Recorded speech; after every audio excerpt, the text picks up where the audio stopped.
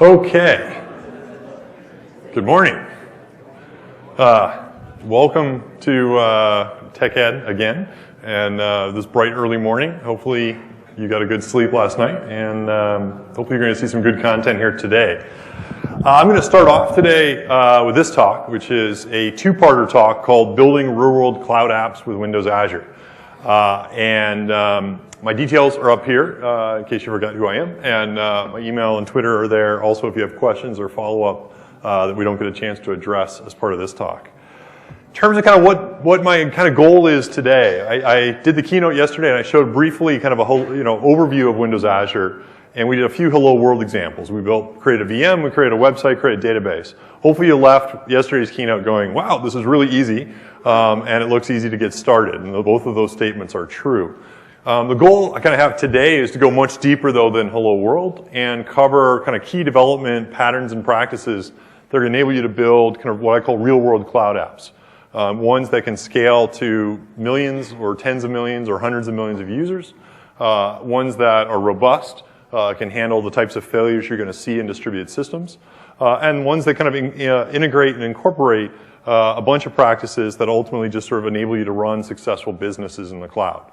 And using this kind of patterns-based approach, I'm going to just kind of split up this part one and part two talk, and basically kind of walk through a simple app that I'll walk through, but the one that's kind of built using these patterns.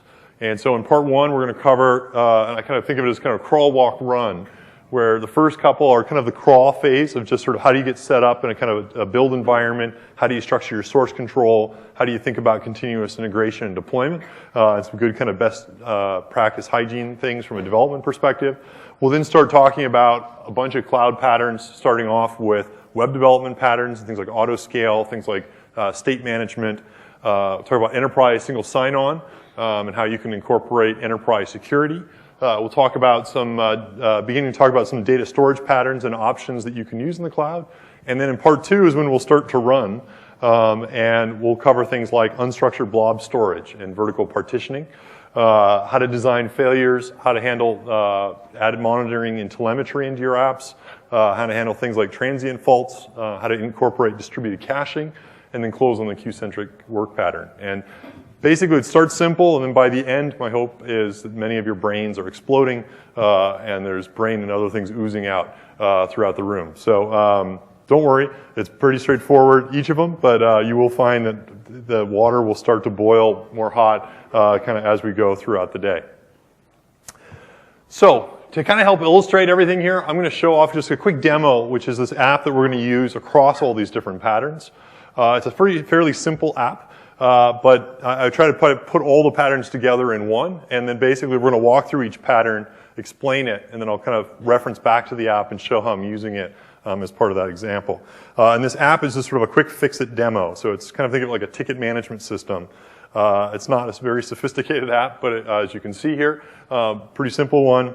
You can sort of go in and say, hey, I want to create a fix-it thing where I want to basically register a work item with someone.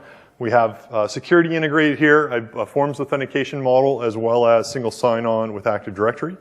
And I can go ahead and say, clean my room. It is a mess. I'm going to assign it to my son. It's usually the reverse. Whatever, upload a picture, and hey, success. I can do another one. I could say, pick up my clothes. They smell. Another picture. So pretty simple way I can assign things. I can track what I've opened. I can see the open things there. I can log off. I can log on as David. I'm going to click here, and I'm going to enable single sign-on using Active Directory. So this has now redirected me off to Azure Active Directory, and if I had a corporate logo, I could populate there, here on the left. And so David's going to log in. And this could be davidscompany.com or .co.z. He's going to sign in. It's going to do a redirect back to my application running in Azure. He can then go ahead and see what assignments are open to him. He can click the details. Notice the image has been uploaded. He can then go ahead and mark that as fixed. Mark that as fixed, and away we go. So fairly simple application, not claiming this is the next billion-dollar idea, but I want to just kind of give you a rough sense of this because it's going to cover lots of different things. And again, we'll use those patterns along the way and basically explain how this relatively simple application still incorporates basically every single one of these patterns that I have up here on the board. And the end result hopefully is we can use this as kind of a way to explain how you could incorporate these inside your own apps as well. So with that, let's go ahead and kick things off. And the first pattern I'm going to talk about is one that I think is pretty important. And you'll find that it sounds simple. It's something that often people delay until late in the project. But you'll find if you do it up front, it's something that's just going to kind of buy you minutes of time back pretty much every hour while you're doing development. It's called automate everything. How many people here automate everything? No, only one person. Okay. How many people here know that they should automate everything? Yeah. Yeah, we're all naturally a little bit lazy. I think, one of the things that, I showed in the keynote was like, look, you can build an ASP.NET app, you can right click, you can publish. It just works. It's awesome. It's almost so easy that sometimes you can fall into the trap of, hey, maybe I should just always deploy that way. Generally one of the things I'd kind of recommend is, use that to get started. Absolutely use it to get learning. If you want to spike an idea really quickly, just use right-click publish. You don't need to actually automate everything if you're just spiking out an idea that's going to be throwaway. But as you start working on a project and as you start working on a real-world app, one of the things you want to kind of try to get into in the cloud is what we call a DevOps workflow. And the idea here is you can basically develop something, you can deploy it, you can run it, you can be monitoring it, looking at the telemetry, you can learn from it, and then you can go ahead and make fixes. And you want to be able to have as smooth a workflow as possible along that pattern. And the more you automate things, the more you're going to be able to do it better. And in particular, you want to have it be repeatable. And this benefit automation is you just run one command and you know the exact same steps are going to happen. You want it to be reliable. Add error handling as necessary. You want it to be predictable. The last thing you want to do is deploy something and forget to turn off debug or forget to switch over the connection string from testing to production. And wherever possible, you want to try to make it as low cycle time as possible. And so if you can have your deployment workflow automated in terms of seconds or minutes as opposed to hours or days, you'll find that you'll do it more often, you'll get better feedback, and your app will get much better. One of the things that we've tried to do even within Microsoft, working on Azure, is we've gone from some teams that used to take months to deploy to try to say to every team, you must deploy at least every 3 weeks into production. And for a lot of our teams, we're actually getting to the mode where we actually deploy 10 to 15 times per day into live production. And getting that cycle time down, basically ends up making development a lot more fun, and it means we can actually ship a lot faster. And what we're finding is it makes the quality much higher because each change is relatively small. Whenever there's an issue, we know exactly what caused it. By having lots and lots of little changes that we can do quality on, it actually ends up being much more reliable than batching them all up every few months. So how do you actually get automated? Well, the good news is with Windows Azure is everything you do in the portal. So you saw me yesterday, create lots of things, new VMs, new websites, change settings. Everything you do inside the Azure portal can be automated. The way the Azure portal actually works is it's a completely stateless web app that behind the scenes makes web API calls to our service management layer. And so they're just standard REST API calls. And you can write to that same REST layer and directly, or what you can do is you can take advantage of a bunch of built-in PowerShell scripts as well as a cross-platform Node.js-based CLI option to basically automate everything yourself as well. And so what I was going to show here is just sort of couple simple scripts that I'm using within this application to kind of illustrate how I kind of went ahead and automated it. So the first script I'm going to show here is just a simple one called create app or create Azure website. And basically the way this works is you literally just paste in the name of the site you want to create, where in the world you want to create it, and then a password if you want to specify one. You should specify one for your SQL database. And then this script basically automates creating your entire environment. And so you can see here we've got kind of parameters that you can specify. Some of them are optional. These are a few helper functions.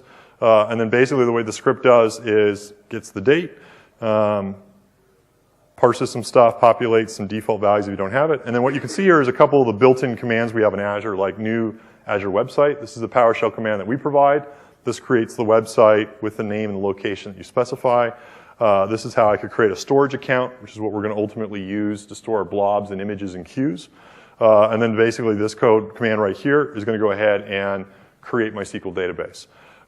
And then finally here, you'll notice I'm batching up a bunch of app settings and a bunch of connection string information. And so I basically pull that from the newly created resources, and I'm actually setting it then on the website so that rather than hard coding in my connection strings and my app settings into my web.config file, I can basically override them as part of my PowerShell script. I then restart the website, and I'm done. And the beauty about this is it takes less than a minute or two to create the entire environment. I can create any number of environments now for my website that have everything set up. They have a unique database, unique storage account, unique web app.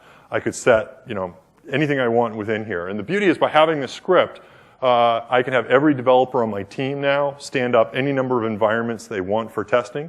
So for each branch or for each change, if they want to test in production, they can basically, in less than about 75 seconds, stand up a complete environment. And you'll see in just a second, in about 15 seconds, they can actually deploy the app into it. And so, it takes a little bit of time writing this out, but once you do, you end up with a much more productive environment. One of the other things you can do, and one of the things that we're trying to do to make it easier, so we go Azure Script Center, is we have a new what we call Script Center being created for Azure. That'll be directly part of the Windows Azure website and the documentation, where basically we'll have tons and tons of sample scripts, like so, that actually show common operations. And so if you go to the documentation center in Azure, you'll see, and you'll see soon it populated a big gallery of images. So if you want to know how to create a VM with 2 data drives with SQL set up, we'll have a script template that you can copy and paste to do it. And the beauty is you can compose all these scripts together, again, in order to do whatever you want as part of your operation. Last thing I'll just show, so this is actually how to create the environment. Let's say if I want to deploy something. So here's a simple application I created earlier called Automated Hello World. I ran it last in Australia. You want to create some noise? Oh, noisy, okay. We'll say in New Zealand. So you can see I can make a code change. If I want to deploy this app, again, I could right-click and deploy it. But alternatively, what I could do is I could just use this deployment script. Again, you can see here all I do is pass in the project file and whether or not I want to launch a browser when it's done. And what this is doing is basically it does a msbuild command, so it compiles the project. I could write my kick off unit test as part of it, and then basically all I do is deploy it as part of it. I'll deploy that as part of that step using my publish file, and then if I hit launch, I basically just pop open the site name in a browser. And if I go ahead here now and say automate, it's doing the build. It's going to kick off and start deploying this into Azure. This is going to a website, I think, on the east coast of the US, so there's a little bit of extra latency here, but what you should find is about 11.47 seconds. It completely built this app and deployed it in production. And in a second here, this will come up, and we should see on the About page, noise and NZ. There you go. And so the beauty here is, I basically in one line, I was able to kind of deploy this application.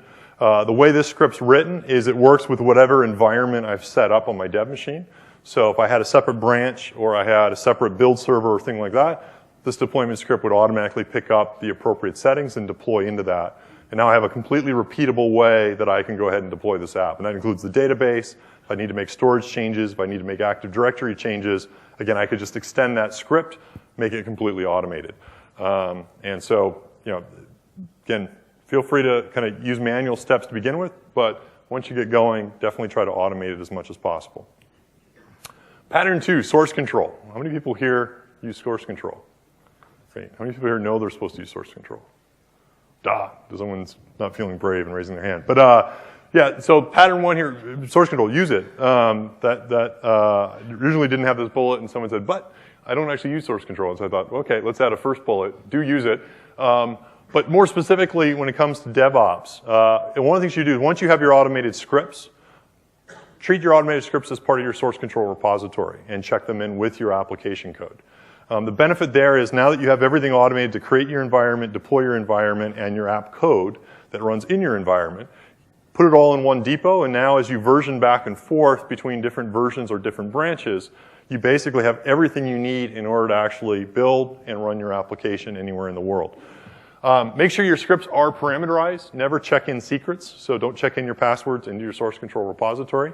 And structure your source branches wherever possible to enable a really clean DevOps workflow. What do I mean by that? How many people here just check in directly, do feature development in an iterative way into a single branch? It's okay, you can raise your hand. We all do it for some projects. One thing that you might want to look at though, if in a world where you're constantly releasing into production and where you might constantly need to be fixing things in production, is to actually use sub-branches as well. And so one kind of common approach that a lot of people use is they have a master branch where they basically say whatever's in master is what is live in production in the cloud. And so if anything is going wrong in the cloud and you need to quickly debug it, you know that you always have in master, as an example, the live source control that you can make a fix to and republish to. Some people also stash it as a sub-branch that's saved. You can do that as well. And then you might, though, have if your master is what's in production, you might then have a staging branch, which is basically in final testing before you push it into production. And you might have one or more development sub-branches. Some people like to have kind of a development and a feature branch. Some people feel pretty religiously you should just have one development branch that everyone checks into. But by having this kind of layers, you can basically have a very clean model of what's live, what's about to be live, what's in active development.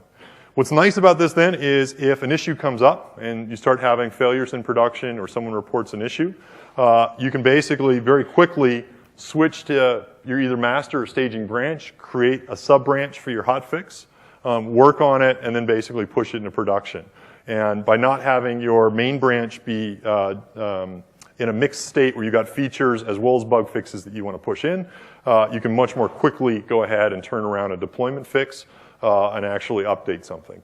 And so having that agility where you can switch branches, know the current state of it, immediately react, have everything automated, have the automated scripts match your source control, will end up giving you a lot more agility and a lot more confidence where when something comes up, you can quickly make a fix. And if it looks like a safe two-line fix, you can make the fix, run your tests, and go live, and not have to be thinking, what else did we check in the last day that might actually break? And not have to worry about what extra step did I do last time when I deployed. There was this one extra thing that Joe did, but he's right now asleep or he's on vacation and I don't know exactly what he did. Again, if it's automated and repeatable, you can do it fast, you can do it with confidence. One thing that a model like this sometimes does promote is kind of a world where you can quickly create branches very fast. And some of the benefits of kind of a distributed source control system is the fact that you can create branches and tear down branches very, very fast. How many people here are using a distributed source control, like Git or Mercurial? A few people are. You can also do this with TFS. On my team, we have a combination of people that use a variety of different source control strategies, or not strategies, but more a variety of different source control implementations. We actually use a combination of both TFS and Git. The new version of VS 2013 has some really nice Git tooling built in. So if you are someone who likes to use distributed source control, it's now built in. Git is now built into Visual Studio. And one of the things that we're doing with both TFS server as well as our TFS online service is also exposing the ability for you to publish Git repositories as part of our TFS server. So it's the standard Git on the back end. But what's nice is you can still use TFS for builds, for running tests, and for project and Scrum management. And so that's an option you can take advantage of as well if you like a distributed source control model. Last thing here then on the kind of the getting started is once you have your automated scripts, once you have a source control system where you're keeping them all in sync, is integrate and take advantage of continuous integration, continuous delivery. How many people here use continuous integration? Right? How many people here use continuous delivery? Oh, cool, bold. Yeah, half and half. That's good. For people who don't know, so basically with continuous integration, you want to make sure that every time you check in source, you kick off an automated build and a set of tests at a basic level. It's a little bit more than that, but the benefit there is you're not having to rely on a developer making sure they're running the tests. You don't have to worry as much about, did someone forget to check in something? The continuous integration server will actually catch that. And it's a good kind of general hygiene thing to do on any type of project, and it's kind of an agile best practice. What we kind of recommend with the cloud is use that model and then use those automated scripts and take advantage of the cloud as kind of a great dev test elastic environment. So that every time you check in, not only do you actually kick off an automated build and run your unit tests, but you actually run your automation scripts so that you create an environment in the cloud, just like I showed earlier, deploy your app into it, and then actually do some real tests in production as well. And now this doesn't mean that it's live for your end users, so I'm not actually suggesting necessarily on each check-in you roll your live production site. But because you have now automated scripts to create environments at will, and because you have automated scripts that can deploy things in a very predictable way, you can tie it into your continuous integration server so that, again, every check-in, your build server automatically creates a test account inside, or test site in Azure, deploys the database, deploys the website, deploys the storage, runs some real-world tests. If they all pass, great, tear down the environment. If they fail, keep it around, send email, someone can debug. And get into a mode where you basically have a much more thorough evaluation and testing of all the code that's going in as part of your continuous integration workflow. And then what's nice that you can then choose to do if you want to is basically have, say, a standard development and staging version of your app running in the cloud that everyone that makes it into the staging or development branch updates so that the whole team can actually see everything integrated together.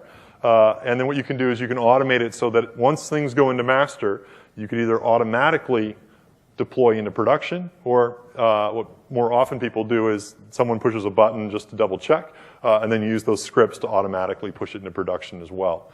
And having this kind of workflow completely automated, again, is going to give you a lot more agility as you start making changes, as issues come up.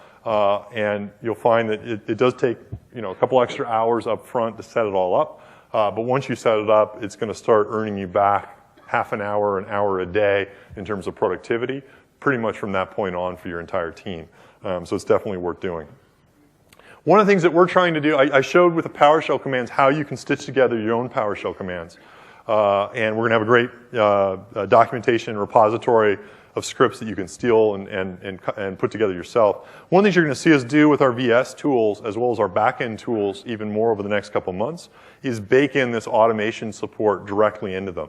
And so one of my kind of dreams is when we create a new project, we actually automatically create the deployment scripts for you. And when you go right-click Publish inside VS, what it's really doing is just running those scripts that are checked into your project.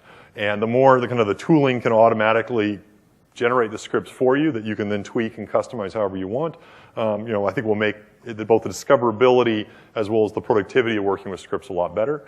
We're also then on the back end with our TFS Online service, working very closely to have a great kind of end-to-end DevOps service that's directly plugged into Azure. You don't have to use it, so if you want to use TeamCity, if you want to use GitHub, you want to use any other approach, you can do that as well, and we'll have good hooks with there. But we're trying to make sure that you can effectively, every time you create a new project with .NET and VS, you can go ahead and set up your build server, your test server, and have it end-to-end, complete workflow, all wired up within Azure out of the box. We think that's going to end up kind of hopefully providing a lot more productivity end-to-end. So stay tuned over the next couple of months. You'll see a lot more of that support coming out. In terms of actually what is there today, if you haven't checked it out, we do now have the ability, if you use TFS Online, to basically host both TFS as well as Git-based source control repositories. And with the TFS source control repositories, every time you check in, we can automatically do a build, run your unit test, and do an auto deploy to Azure. The support for doing that with Git will come online in the next couple of weeks as well. So there's a lot of this already there, but you'll see it get even richer over the next couple of months. So that's a little bit about setting up your environment. That's kind of the crawl phase. Let's kind of start going into the walk phase and talk a little bit about some of the other patterns you can start to incorporate as a developer within your source control and within your architecture. And the first set of patterns here I'm going to talk about are what I call web development best practices. The app that we're building here, this Fix-It app, is a web app, which is partly why I started with these here. A couple kind of general things, and these are good regardless of whether you're running in the cloud or elsewhere to think about for your web tier, is try to make it stateless as much as possible, and have your scale out or your scale up strategy be one where instead of just buying bigger and bigger servers or upgrading the VMs to be a bit larger and larger, move to a model where you can scale out your web tier elastically using what we call stateless web servers behind smart load balancers. I'll talk about more about how we make that easy with Azure in just a second.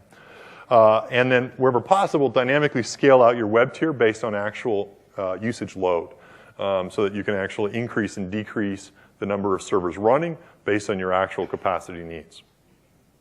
So one way we make that easy is with something we call Windows Azure websites. It's a built-in feature of Windows Azure. It's part of the platform as a service model that I talked briefly about in the keynote yesterday. And it makes it really easy for you to basically just go create a website. You can deploy into it, and it provides all of the virtual machine hosting, the IaaS hosting for you built in. And you don't have to patch things. You don't have to manually configure your virtual machine. Windows Azure Websites handles that all for you. And if you remember in the keynote, when I created that, I think 3-1 website and right-click deployed, that was using Windows Azure Websites. So what's happening under the covers? So a couple cool things are happening under the covers. Basically, if you're a developer, you have some automation script, and you go ahead and say, I want to create a site and I want to deploy it. Basically, you're talking to a deployment service that's implemented as part of Windows Azure Websites. And it supports FTP, it supports web deploy, it supports Git, it supports TFS, and a variety of other ways to publish apps. And what it does when you go and deploy something or when you allocate a machine is it talks to what's called a reserved pool of virtual machines. These are virtual machines that we already have running. They're already what we call hot, meaning they have IIS installed and they're ready to be used. But they're pooled, and we're maintaining a pool for them automatically. And so when you say, I need one, we just pull one out of the pool and we allocate it to you. The benefit here is it means that you're not having to wait a couple minutes as it's spinning up and being configured. So it's pretty much instantaneous and very, very fast. Our reserved instances or standard instances in Windows Azure Website are not shared across customers. So that means that if you ask for 2 machines and your friend asks for 2 machines, you'll get 2 different sets of machines, and your code won't run on his machines and his code won't run on your machines. And we wipe the machine after each use so that there's never kind of any remainder of any code or content from any other customer. So they're totally secure and isolated. And so basically when you deploy an app, we allocate them into those 2 virtual machines. We then put those virtual machines in front or behind a set of load balancers that we also run as part of the service. And so when you send in a URL request from a browser, that load balancer will automatically send it to one of those virtual machines. Your code will run, send back the HTML, and the browser renders. What's nice about the load balancers and about this sort of configuration is once you start getting lots of traffic, the load balancers are smart enough to distribute the traffic across all of the virtual machines allocated to your particular site. And these are examples of what we call smart load balancers. So they're layer 7 load balancers. They're aware of things like connection affinity, and they'll even be smart so that they'll try to send the same types of requests to the same machine so we can actually take advantage of caching in smarter ways. And they'll also monitor the CPU and memory usage and health of the IIS instances on your web server. So if it detects, hey, this machine is really struggling to keep up, it'll start taking load off of it and distribute it to other machines inside the pool so that it can kind of keep your machines in a healthy state. What's also nice about the load balancers is they're smart so that if a server fails, they'll automatically pull it out of rotation immediately, so it won't be sending bad requests to it. The website service will then spin up a new VM with your app in it. Once it's ready, it'll start sending traffic to it. And that all happens automatically. So you can basically survive server failures, hardware failures, load balancer failures, and it's completely redundant within the system. So that is sort of built in by default, ends up making things a lot easy. And actually one thing I should even mention is the way Azure works for both websites as well as a lot of our other platform as a service features is the virtual machines and the load balancers are set up so that they're distributed across separate physical servers and on separate racks with separate top-of-rack routers. And what that means is that even if we have a power failure, if a complete rack fails or even a physical network router fails, we'll automatically be able to handle that and just distribute load to the other machines that are isolated on separate fault domains. And so it's sort of black magic, but you got to take advantage of that, and it ends up making your system a lot more reliable. And it's kind of a nice built-in feature of Azure. We also then have another cool built-in feature called autoscale, and I briefly touched on this in the keynote yesterday, but it's a really cool feature. It's built in, and it's really easy to use. And it basically allows you to automatically scale the number of virtual machines that you're using based on real-world thresholds. And for websites, you can set what's called a CPU threshold. For virtual machines and for cloud services, which we'll talk about a little bit later. You can also set things like queue thresholds. So if you have a certain number of orders in your queue, we can dynamically spin up or spin down VMs to handle them. And what's also nice about this model is it supports something called schedule times, which is a new feature we just actually shipped last week, so that you can not only auto-scale and have rules to auto-scale, but you can even differentiate whether it's morning or evening or the weekend and have different rules based on the time of day that are followed as well. So let's take a look at how we set that up. So I'm going to go into my Windows Azure website here, and I can click on this website that we're using actually right now to host the app. And so we'll see in just a second here a bunch of perf data. This is kind of just the standard information about the particular site. I can click on this scale tab in order to bring this up. And what you can see here is on the scale tab, I'm running this website in one small virtual machine. If I wanted to, I could scale it up to be a one medium instance virtual machine, which has 2 cores and a little bit more memory, or I could run it on a 4-core system with 7 gigs of memory. And so basically I can control on a website what size VM container I want to use, and I can basically switch amongst those different options. For a lot of sites, 1 core and 1.7 gigs is probably fine. For a sweet spot, I kind of recommend probably a 2-core, 4 gig VM, just because it gives you a little bit more RAM that you can take advantage of. But as long as you're doing scale out, a single core instance is probably going to be just acceptable for most cases. What you can then do is you can choose how many instances you want to run. So if I say I want to run 4 instances, that basically means I'm going to have 4 1-core, 1.75 gigabyte virtual machines running my web app.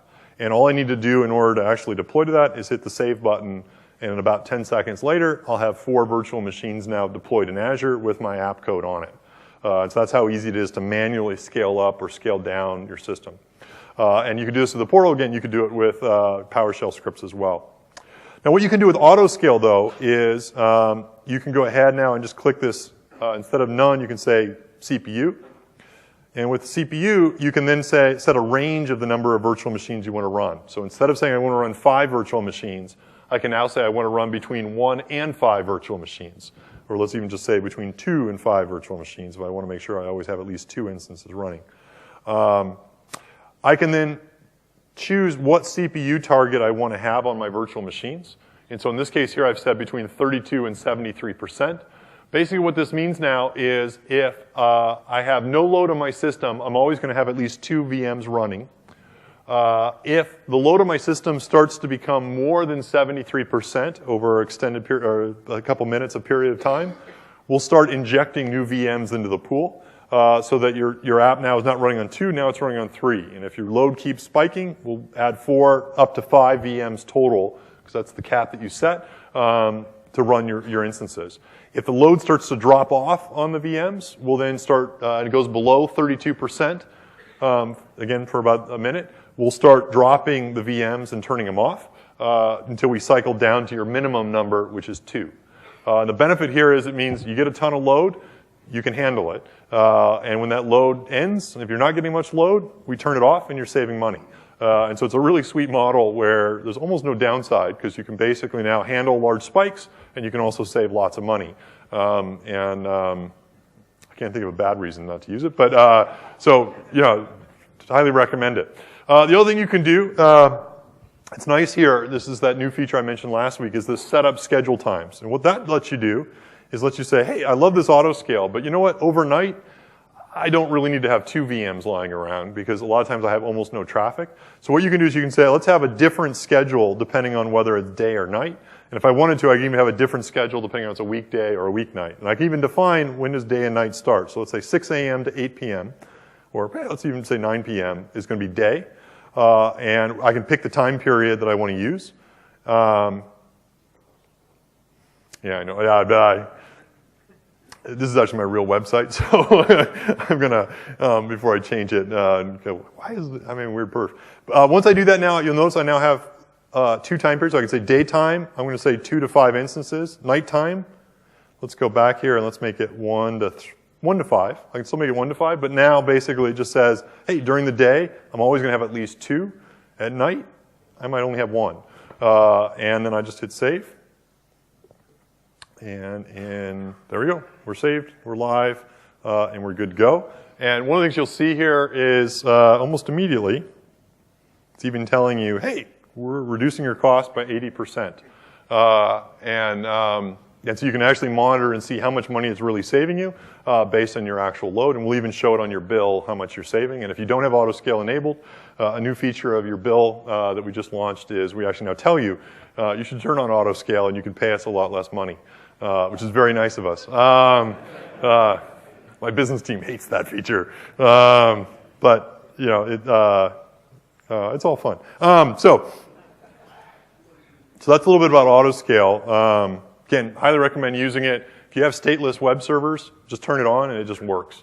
And it's a great feature you can take advantage of. We do log also now when you scale up and scale down, so you can also keep a close eye on exactly what's happening behind the scenes.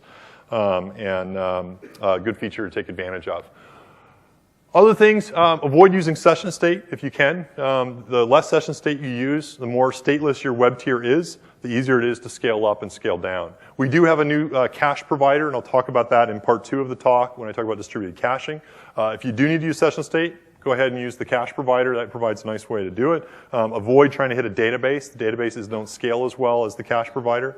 If you can, use a CDN to edge cache your static file assets. So if you've got JavaScript files, if you've got images, what you can do is you can use a CDN, and what that does is it'll cache it into servers as close to the users as possible. We have an Azure CDN, but you can also use other CDNs. You're going to see us add a lot more features to our CDN in the near future. Again, it costs a little bit extra, but the benefit there is it means that if someone is loading your website from the US, instead of them having to pull all of your images and all of your scripts from New Zealand or from the Asia Pacific region, you can actually cache them in the US. And so the actual HTML that's dynamic is still going to go across the Pacific, but basically the images will load much faster and your scripts will load much faster, and your apps will be a lot better. So it's just a good web dev tip in general. The other thing I highly recommend is take advantage of .NET 4.5's new async support to avoid blocking calls. How many people here actually use async in .NET today? Cool, okay. If you haven't used it, it's pretty cool. Basically, this is an example of my dashboard controller, which is one of the controllers that it's in the Fixit app. So you can see there, it's just standard ASP.NET MVC controller. You'll notice I can just derive from controller now. We used to have an async controller in earlier versions of ASP.NET MVC. You can now just derive from controller and use the new async language support that's in .NET 4.5, and you no longer have to derive from a special one. And what's nice is you can basically now just decorate your actions within this controller as async. And this is you can do this in C# or VB. And so here I'm just going to say it's an async action. I'm returning a task of T, in this case task of action result, that just indicates it's async. And now I can then call any async API in .NET, and I just decorate this await keyword before I do it. And the beauty here now is my controller is completely async, and so it's not going to block when it is calling that find task by async. If that is in turn doing a long blocking call, but it's implementing the async pattern, basically the thread will automatically unwind inside ASP.NET, and ASP.NET can take that thread and automatically process another request. And then when the data comes in, it can requeue the thread at that same location fix up the state location, you keep executing. So it looks like you're writing synchronous code, but under the covers, we're doing lots of great magic to basically make the code really fly and sing really well. And the beauty is it's IntelliSense just works, debugging just works, and it's a very, very clean way in order to write async code. And so if you're using, for example, Java or JavaScript or other languages, you typically have to do a kind of a pattern of callbacks in order to simulate async. I think with .NET, we've got sort of a really unique way of doing it that gives you kind of nice productivity, but also great performance. Now, you might say, what? Hey, with .NET 4.5, it's great that you have async. ASP.NET's all async. Wonderful job. But your data tier doesn't support async, so what can I do with it? And that's kind of somewhat of a valid feedback. So some of our data APIs in the initial release of .NET 4.5 didn't support async. And so while I can make this all async, if I'm calling a database, I end up having to block, in which case this isn't as much value. Good news is the new version of Entity Framework 6, which will ship as part of ES 2013, and which you can also use down level, does now support async built in. And what that means is, and so this is an example of the repository I'm calling from my controller. I can then just mark my helper methods inside this repository as async as well. I'm then using a standard EF6 object context or data context. And then basically you can see here now whenever I call any of my Entity Framework operations, I can now just mark those as await. And now this will be fully async to the database and back. And this basically means I'm not blocking now anytime I go to my database. This works, for simple procedural calls. It also works really nice with link queries.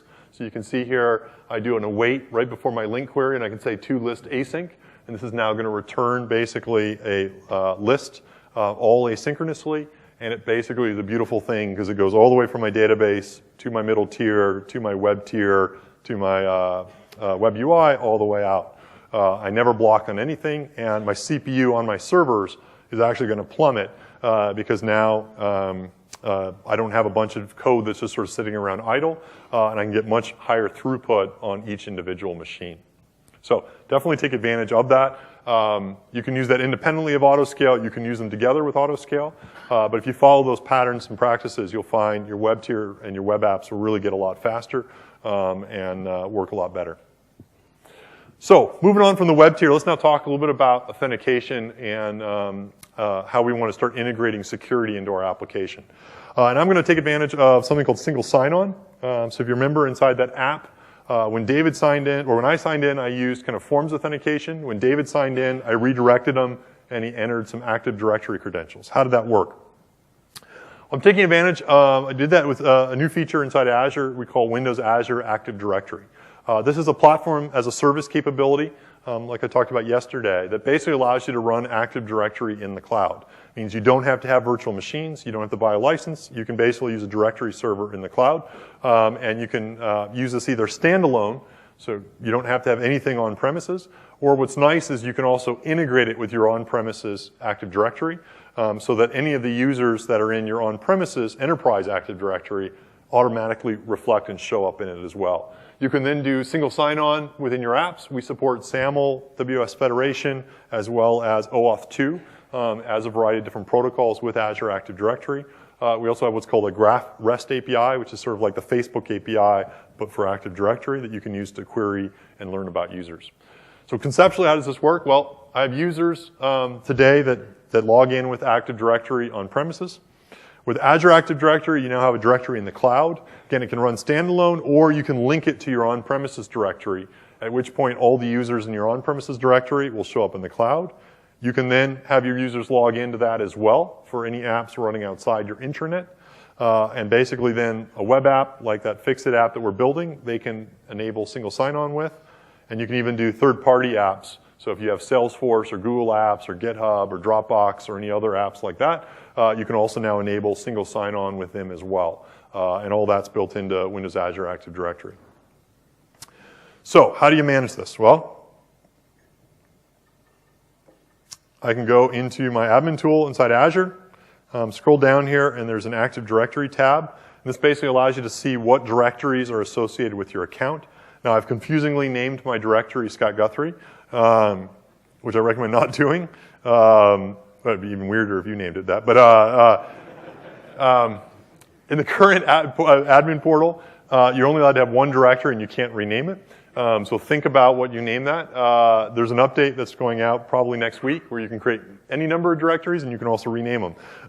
So don't think of this as the name, think of this as my directory name. So this would be like contoso.com or yourcompany.com. Once you create the directory then, you can have a list of users. And so you can add users manually using our web UI. And you can support both ones inside your company as well as you can even do a live ID. And we'll support other direct identities like Google and others as well that you can add into your directory. You can have any number of domains. So right now I just have it be scottgu.onmicrosoft.com as our default format.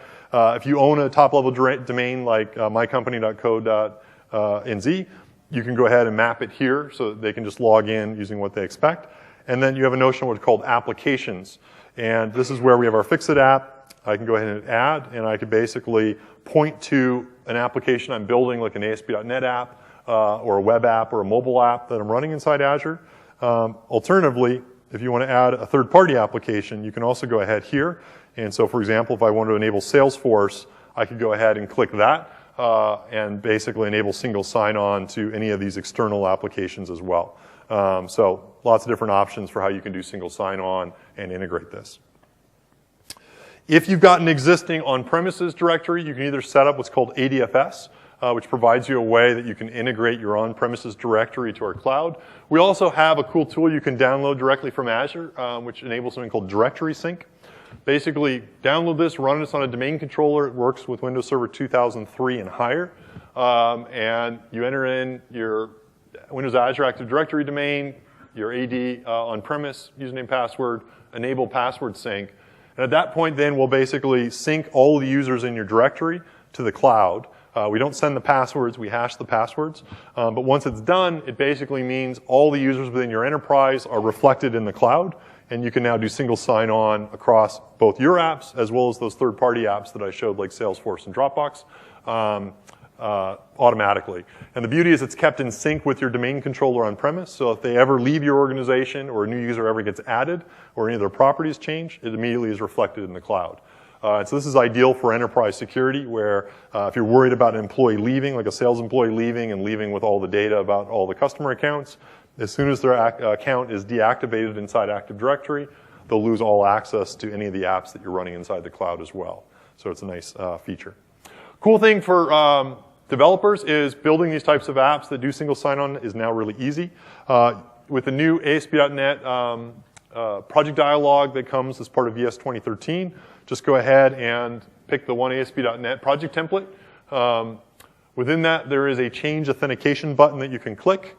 Click that, and then you can go ahead and just paste in the domain that you want to use. So I could paste in scottgu.onmicrosoft.com or contoso.com if I wanted to.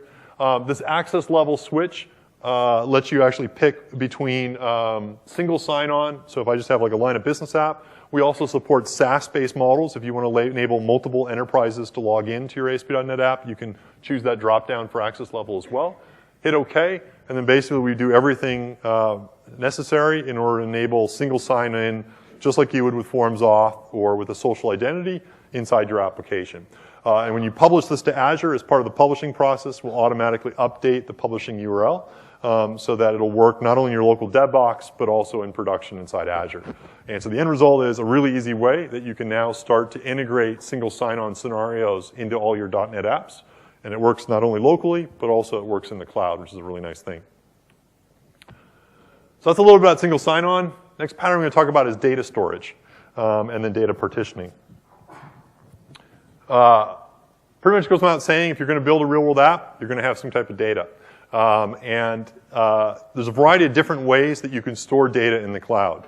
I showed yesterday how you could go ahead and create a SQL database, which is an example of a relational store and host it inside Azure. It's really easy to create, and you can go ahead and store data in it. For a lot of scenarios, a small SQL database might be all you need. But especially as you start moving to the cloud and as you enable more users and you enable more scenarios on top of your data, what you'll probably find is that having a relational model at some point doesn't meet all your needs.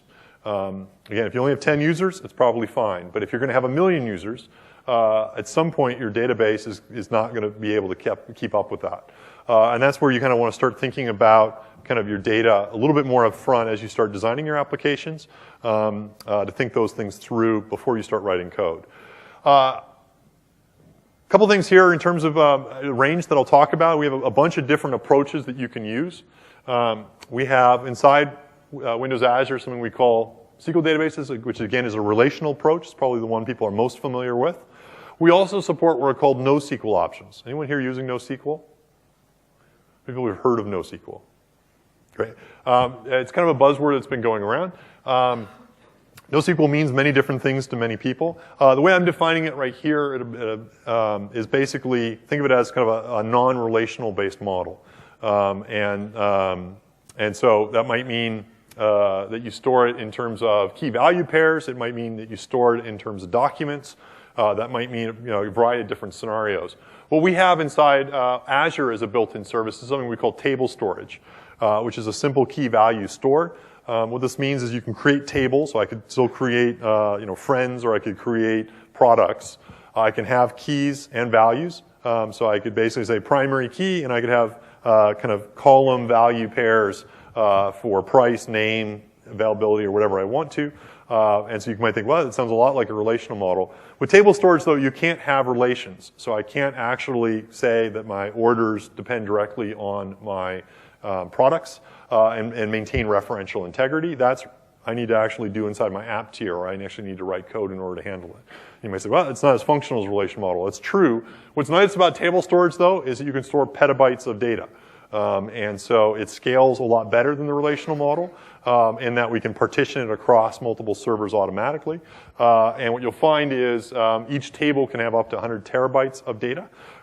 And it ends up with a number of other nice characteristics around durability and backup and things like that. And so that's an option to consider. We also have what's called blob storage, which you can think of it generally as just sort of like a file system in the sky. And I can store any blob, text, or binary into it. And I can get reference access to it. These are kind of just three examples of built-in, what we call platform as a service capabilities that we provide. This means that we're patching the machines, we're running them for you, and you can take advantage of them. You can also then use our virtual machine support and run any other custom data store you want within those. So if you're familiar with, if I want to use Postgres or MySQL, I could do that. If I want to use Oracle databases through our Oracle deal, you'll be able to do that. But you could also support, Mongo, RavenDB, Couch, Neo4j, Redis, any other type of NoSQL implementation that you want inside there as well. So lots of different options. A couple of things I recommend that you ask yourself before you get started on a project. And you'll get the slides, so don't feel you have to write all these down right now. But ask yourself, what is your core data semantic? How are you going to query it? How often are you going to query it? Is it a case where you need to be able to, in real time, be able to look things up? Or is it going to be a case where I want to be able to analyze the data in the background and be able to look for patterns and do kind of MapReduce jobs on it? How am I going to project the data? How many users are going to access the data? Are they going to access individual rows, or again, are we going to basically aggregate lots of information together? These are just a couple of questions to ask. What I recommend is think about each of these before you write the code, because they'll actually probably cause you and push you to think about different types of patterns that you might want to use. If you're going to use a relational database model, and we're going to use a relational database for part of our application here, you have two options with SQL. I can use the SQL database option, again, which is that platform as a service capability, or I could run SQL Server inside a virtual machine. This slide kind of has pros and cons of each. At a high level, the great thing about the platform as a service model is I don't have to create my own virtual machine. I don't have to manage it. Backups happen for me automatically. It's really easy. But you'll notice some features aren't enabled. There are some size constraints in terms of the number of amount of data you can store in there. So there are some constraints you want to think about. If you know you're going to need a terabyte database, ultimately, you don't want to put it in a database that can only support up to 150 gigs, as an example. So think about that before you do it. Again, with the IS option, you have the full SQL Server that you know and hopefully love today. But it does mean that you're going to end up having to kind of manage the virtual machine and patch it and handle it as well. So pros and cons of both. We support both those options. For this particular app, and you'll see it a lot more in the second part, we're going to use the SQL database option as our data store. And basically, at a high level, we go inside here. Effectively, the way I'm working with this is I'm going to be using Entity Framework Code 6. So if you notice, if I have my SQL dashboard here, whoops. When I say find tasks, I can drill in. Here's the sort of interface repository I'm using for my particular different code here. If I go into my implementation, showing off a new VS 2013 feature, I can basically drill in. Here I'm using, again, Entity Framework in order to query and manage it. One thing that you'll notice here is, I'm using EF6. All I do is basically derive from DB context, fixit context, and I'm just sort of surfacing fixit tasks, which basically are just simple POCO object with a bunch of properties on it. So the beauty here is I'm just using EF. It just is probably familiar to the standard EF that you might write inside, an on-premise system. But in this case here, I am using a SQL database running inside. Oops, it's not a database. There we go. Basically running inside Windows Azure. And you saw me yesterday create a new SQL database. This basically allows me to see it. And you can see I've got one connection that's been hitting it. And again, I can scale it however I want. And so, again, the beauty about all this is I don't really have to think that much about my data tier because I'm using SQL database, or that's not the right way to put it. I don't have to manage my own database because I'm using SQL database. I'm using the PAS option. And I can use the standard EF that I'm familiar with in order to code against. So the last pattern we'll talk about in part one, and then we'll do a quick break, is data scale and partitioning. So I talked about different options you can store your data in. A couple of the questions that I kind of suggested you think about before you think about your persistence layer is, how much you're actually going to save, and how many users are going to hit it. And that kind of, this pattern just goes a little bit deeper on those two questions, and ask you another 3 questions that I really recommend you think about as you build your cloud apps, which is, how much data are you ultimately going to store? What's the velocity at which your data is going to grow, and what's that pattern look like? And what's the variety of type of data that you're going to end up storing inside it? So for volume, really decide best case if your app becomes enormously successful, how much data are you ultimately going to have? Is it stored megabytes, gigabytes, terabytes, or petabytes? And make sure you really kind of think through that question early. I'd say, think about the velocity. What's the rate it's going to grow? So let's say, again, it goes huge big. It goes social networking. You get tons and tons of traffic. How much data is going to get added? How fast? And also, what's the usage pattern going to look like? And what I mean by that is, think about Twitter as an example. Twitter has a ton of data. They also have a ton of velocity. The way Twitter typically works, though, is it's always at the head of the data that it's writing to. Twitter is not something you scan for months at a time, looking at old tweets, typically. Twitter kind of only shows you the last week of data. And so they're still saving all that data. But one of the things they need to think about is not just, they don't want to just take the total amount of data and then divide by access to kind of figure out what the load pattern needs to look like. They really need to look at the total data they're going to do in a week and then look at the access against that particular data as something they need to think about in terms of what they need to be able to handle from a load perspective. So think about both the velocity, how much it's going to grow, but also what the pattern is going to look like as you're touching and accessing it. And then what type of data are you going to store? Is it relational, images, key value pairs, or social graphs? Again, think about this up front. The number of times, usually it's about every other week, that we get a panicked phone call from a customer whose app is taken off in a much bigger way than they ever expected. And they're basically realizing, the water is filling up in the room. We're going to be underwater and drowning shortly. Can you help us? And it's basically because they have one database or they have one storage account that they're storing everything within.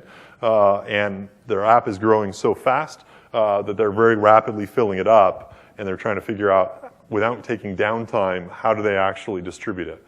And we have a bunch of ninjas that can help, and we can fly in when you run into that wonderful problem. Top level thing is if you design up front with that in mind, you don't need ninjas, and your blood pressure will be much better, both yours and ours. And so really think about these 3 things up front. And the best guidance I can give you is if you think you're going to need a lot of data, or even if you might need a lot of data, scale out by partitioning it, and again, thinking through that data model at the beginning. It's going to save you a lot of heartburn, and it's going to save you a lot of money as you do it. So what do I mean by partitioning? How many people have heard the term sharding? A couple people have. It's kind of like, it sounds really cool. It's not actually that complicated. Basically, I'm going to walk through two patterns here, which one of them which is often referred to as sharding, but I'm calling them partitioning. One's called vertical partitioning, one's called horizontal partitioning. The idea here is very simple. If you're coming from, say, a purely relational world, you might be familiar with, hey, I have a table, I got all these columns, I have like an image or a photo column, and I store my photo inside that, and I think of this in a purely relational world. This works for very small databases. You put this in the cloud and you put 1 million users against it, and this will not be the most cost-effective way for you to actually store this type of data. And the reason for that is your photos are going to add up, especially as people go more high-res. The amount of storage you're going to allocate to your photo is going to quickly swamp everything else inside the relational database. So what you can do with vertical partitioning is just think through, hey, do I need to store this all in a single database, or can I split it up into multiple data stores? So for example, I could take the first name, last name, and email, stick it in a SQL database, and I could take the photos and stick them in what's called a blob store. And if you remember from my data storage option, the database gives you a nice relational option. You can query and look things up. The blob store lets you store unstructured files, including like a disk. And the beauty about splitting things up this way is it's really easy to do, and it's going to end up saving you a ton of space in your database, and it really leverages some of the strengths that the blob store system has. And we're going to do this in our app in the next section.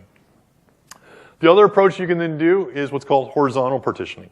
And when you do this, basically instead of splitting it up by column, you can split it up by row. And so a very naive partitioning strategy would be to say, look at the person's last name. If it starts with A, stick it in the SQL database that handles the A people. If their last name starts with C, stick it in the database that handles the C name people, M, Z, etc.